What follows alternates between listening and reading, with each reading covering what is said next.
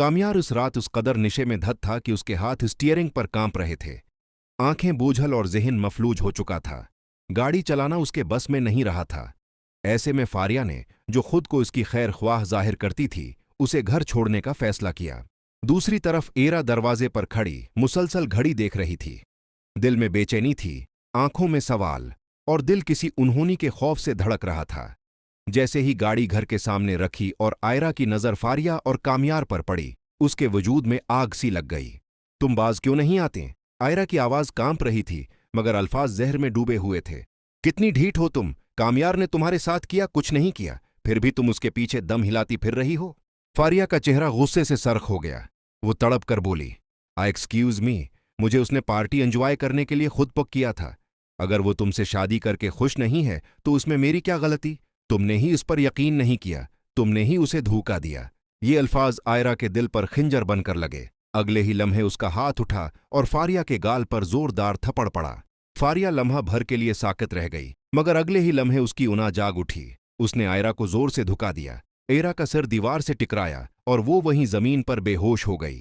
खून बहने लगा। फारिया चंद लम्हे खौफजदा नजरों से आयरा को देखती रही, फिर अपने किए के अंजाम से डरकर वहां से भाग गई। कुछ देर बाद कामयार की मां पानी लेने नीचे आई तो चीख निकल गई, या अल्लाह आयरा! पूरा घर जमा हो गया। कामयार जब आयरा को खून में लथपथ देखता है तो उसके कदमों तले जमीन निकल जाती है। ये सब कैसे हुआ? नौकरानी ने कांपती आवाज में सच बता दिया। साहिब, फारिया बीबी आपको छोड़ने आई थीं, फिर बीबी आयरा से झगड़ा हो गया। कामयार ने फौरन एम्बुलेंस बुलाई और आयरा को अस्पताल ले गया। अस्पताल में आयरा जिंदगी और मौत की जंग लड़ रही थी और इधर कामयार पुलिस को साथ लेकर फारिया के घर पहुंच चुका था। फारिया अपने बाप के पास बैठी कांप रही थी। कामयार, ये सब क्या है? इसके बाप ने घबरा कर पूछा। कामयार की आवाज में दर्द और गुस्सा दोनों थे। मैं आपकी बेटी को गिरफ्तार करवाने आया हूं। उसने मेरी बीवी पर कत्ल की कोशिश की है। वो इस वक्त अस्पताल में जिंदगी और मौत के दरमियान है। नहीं बाबा, मैंने जानबूझकर नहीं किया।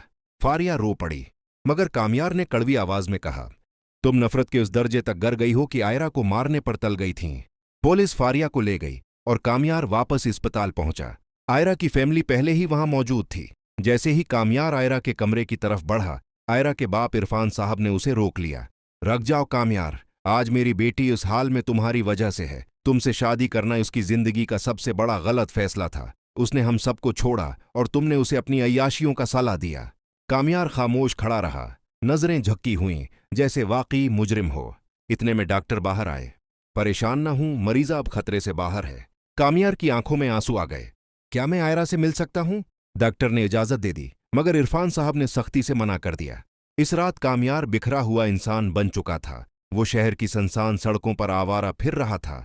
हर कदम पर उसे अपनी गलतियां याद आ रही थीं। पहली बार उसे शिद्दत से एहसास हुआ कि उसने आयरा की मोहब्बत, उसकी वफा और उसकी